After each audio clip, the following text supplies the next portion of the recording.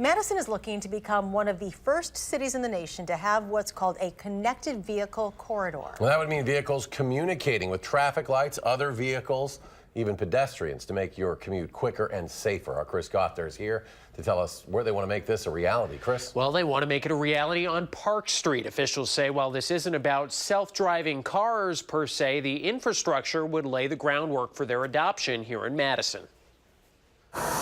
More than 25,000 vehicles travel down Park Street every day. Park Street is one of the major corridors connecting downtown Madison and UW campus with the only freeway that we have. That's why it's been targeted to be the state's first connected vehicle corridor. Connected vehicle specifically means that the vehicle can communicate with its environment. City traffic engineer Yang Tao says that means in the future your car may talk to traffic lights and even pedestrians along Park Street using new technology.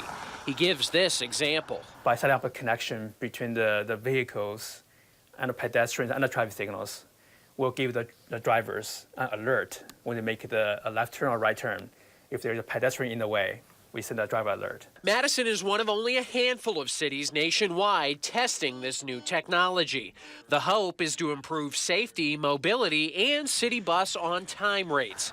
The city is working with UW-Madison to help make the Park Street corridor a reality.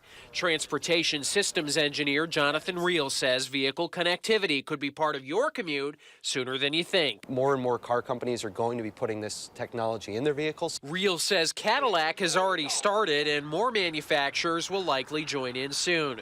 With connected vehicles, drivers for now would still be behind the wheel, though, but Tao says it lays the groundwork for self-driving cars. I think in the future, an autonomous vehicle is probably going to be a connected vehicle. And Reel says if the program is successful, Madison could lead the way in connectivity. I think there's 200 and some odd signals throughout the city. We'd like to connect them all eventually.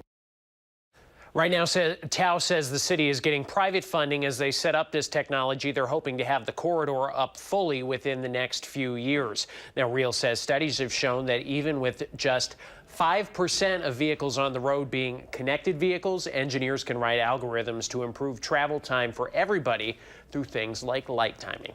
All right, brave new world out there. Chris, thank you very much.